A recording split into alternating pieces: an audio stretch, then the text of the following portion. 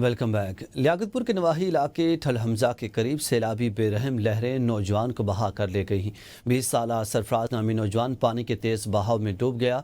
इंतजामिया, रेस्क्यू, पाक फौज, पंजाब पुलिस की रेस्क्यू की कश्तियां नौजवान को तलाश करने में मसरूफ हैं। 20 साल सरफराज पानी के तेज बहाव में डूब गया है। आपको बताते चलें कि लियाकतपुर के नवाही इलाके ठल हमजा के करीब सैलाब की बेरहम लहरें नौजवान को बहा कर ले गई।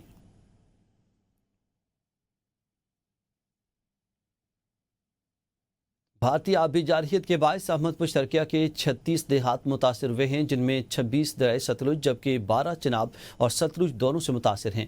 80,000 से ज़ायद अफराद बेघर हो चुके हैं और हज़ारों अब भी मदद के मुंतज़िर हैं। आपको बताते चलें कि 80,000 से ज़ायद अफराद मुतासर हो चुके हैं। भारत के आबी जारहियत अहमदपुर शर्किया के 36 देहात मुतासर हैं। 26 देहात दरिया सतलुज, 12 चिनाब और सतलुज दोनों से मुतासर हैं। भारत की आबी जारहियत अहमदपुर शर्किया के 36 देहात मुतासर हो चुके हैं।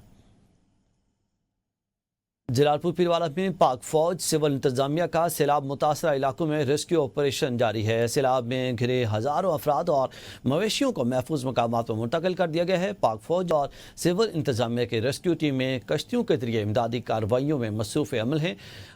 आवाम को ख़तरनाक इलाकों से फौरी इनखला की हिदायत की गई है। पाक फौज और सिविल इदारों का मुश्तरका रेस्क्यू ऑपरेशन दिन रात जारी है। नाज़रीन, बारिशों और सैलाब के बायस अब तक 922 अफराद जाम बहक और 1047 ज़ख्मी हो चुके हैं। NDMA के मुताबिक पंजाब में बारिशों के बायस 244 अफराद जाम बहक और 654 ज़ख्मी हो चुके हैं। खैबर पख्तूनख्वा में 504 अफराद, सिंध में बारिशों के बायस 60 अफराद जाम बहक हुए हैं। बलूचिस्तान में बारिशों के बाद 26 अफराद जान की बाजी हार गए हैं।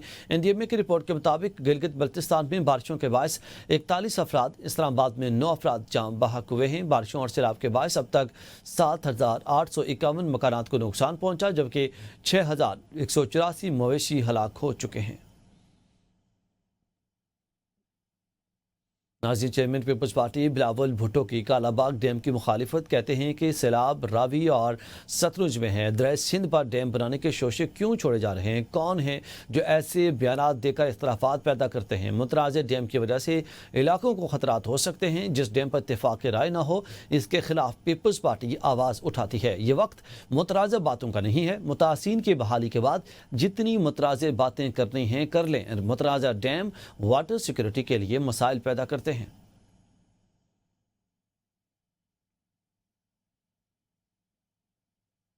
पाकिस्तान पीपल्स पार्टी हमेशा जो पॉलिटिकली, टेक्निकली और फीजिबल डैम्स है, हम उनके हक में हैं। जो मुतनाज़ा डैम्स है, जिनकी वजह से ना सिर्फ इलाकों को ख़तरा होते हैं मगर वाटर सिक्योरिटी में मुश्किलात का सामना आता है, जो इस वक्त रावी, चिनाब और सतलुज में सैलाब हो रहा है, तो ये समझ से बाहर की बात है कि इंडस पे डैम बनाने के ये शोशे क्यों छोड़े जा रहे हैं। खबरों के सिलसिले को आगे बढ़ाते हुए बताएं कि PDMA की जानिब से सैलाब मुतासिन की मदद के लिए 11 करोड़ 91 लाख रुपए मालियत की 11 नई गाड़ियों की खरीदारी पर संगीन एतराज़ात किए जा रहे हैं। महकमा मौसमियाती तब्दीली, माहौलियात और डिज़ास्टर मैनेजमेंट सिंध की माली साल 2024 और 25 की ऑडिट रिपोर्ट जारी कर दी गई है। ऑडिट रिपोर्ट के मुताबिक ये गाड़ियाँ बगैर महकमा खजाना की इजाज़त और बिला जवाज़ खरीदी गई हैं। PDMA के पास पहले ही 27 गाड़ियाँ मौजूद थीं। रिपोर्ट में कहा गया है कि मज़ीद गाड़ियों की ज़रूरत नहीं थी और यह खरीदारी कवायद की खिलाफ वर्जी के तहत की गई है। मुस्लिम लीग नून के सीनियर रहनुमा राना सनाउल्लाह सेनेटर मुंतखब हो गए हैं। पंजाब असम्बली में सेनेट ज़मीनी इंतखाब के लिए पोलिंग हुई। मुस्लिम लीग नून के उम्मीदवार राना सनाउल्लाह पंजाब से जनरल नशिस्त पर कामयाब हो गए हैं। हुकूमत इत्तेहाद राना सना के हक में 250 वोट पड़े और 1 वोट मुस्तरद हुआ। ये नशिस्त पाकिस्तान तहरीक इंसाफ के रहनुमा एजाज अहमद चौधरी की नाहली के बाद खाली हुई थी। एजाज चौधरी की बेटी सरमा एजाज PTI की उम्मीदवार थी। PTI ने इलेक्शन का बाइकाट किया, वोटिंग के अमल में हिस्सा नहीं लिया। ناظرین 9 مئی کو جناح ہاؤس کے قریب سرکاری گاڑی جلانے کا مقدمہ لاہور کی انسداد دہشت گردی عدالت نے شاہ محمود قریشی کو مقدمے سے بری کر دیا ہے۔ یاسمین راشد، اعجاز چودھری، محمود رشید اور عمر چیمہ کو 10 سال قید کی سزا سنائی گئی ہے۔ انسداد دہشت گردی عدالت لاہور نے خدیجہ شاہ کو 5 سال قید کی سزا سنا دی ہے۔ عدالت نے روبینہ جمیل اور افشاں طارق کو مقدمے سے بری کر دیا ہے۔ انسداد دہشت گردی عدالت لاہور نے کوٹ لکھپت جیل میں فیصلہ سنایا ہے۔ پی ٹی آئی کے مالی بحران نے پارٹی قیادت کو مشکل میں ڈال دیا ہے۔ پی ٹی آئی نے 1 سال پہلے اراکین کو فنڈ جمع کرانے کی ہدایت دی، 6 ماہ گزر گئے، پارٹی خزانے میں مطلوبہ رقم نہ آ سکی، کچھ اراکین نے پورے سال کے فنڈ جمع کرائے۔ پی ٹی آئی نے 1 سال پہلے اراکین کو فنڈ جمع کرانے کی ہدایت دی ہے، ذرائع کے مطابق 6 ماہ گزر گئے، پارٹی خزانے میں مطلوبہ رقم نہ آ سکی، متعدد اراکین نے فنڈز بالکل جمع نہیں کرائے۔ پارٹی نے دوبارہ 3 لاکھ روپے جمع کرانے کی ہدایت جاری کر دی ہے۔ فنڈز کے مطالبے پر اراکین کی قیادت سے سوالات، تنخواہوں میں گزارا مشکل ہے، فنڈز کہاں سے دیں، کمیٹیوں سے ملنے والی سہولتوں سے بھی محروم ہو گئے ہیں۔ ناظرین، وزیر اعظم شہباز شریف سے ترک وزیر دفاع یاسر گلر کی ملاقات ہوئی ہے، جس میں تجارت، سرمایہ کاری، ٹیکنالوجی اور دفاع میں تعاون مزید بڑھانے پر اتفاق ہوا ہے۔ وزیر اعظم نے ترک وفد کا پرتپاک خیر مقدم کیا۔ ملاقات میں پاکستان اور ترکیہ کے تاریخی اور برادرانہ تعلقات پر اطمینان کا اظہار کیا گیا ہے۔ ملاقات میں تجارت، سرمایہ کاری، ٹیکنالوجی اور دفاع میں تعاون مزید بڑھانے پر اتفاق ہوا ہے۔ وزیر اعظم نے 2 طرفہ تجارت $5 ارب کے ہدف پر زور دیا۔ وزیر اعظم نے ترک کمپنیوں کو پاکستان میں سرمایہ کاری بڑھانے کی دعوت دی۔ دونوں ممالک نے بنیادی قومی مفادات پر مستقل حمایت کا اعادہ کیا۔ ملاقات میں پاک ترک اسٹریٹجک شراکت داری مزید بہتر بنانے پر بھی اتفاق ہوا۔ خبر دیں، قازقستان کے وزیر ٹرانسپورٹ کی وفد کے ہمراہ وفاق کے وزیر ریلوے محمد حنیف عباسی سے ملاقات، وسطی ایشیا تک ریل کے ذریعے رسائی کے امکانات پر تفصیلی تبادلہ خیال کیا گیا ہے۔ ملاقات میں مختلف ریلوے روٹس اور علاقائی کنیکٹیویٹی پر غور کیا گیا۔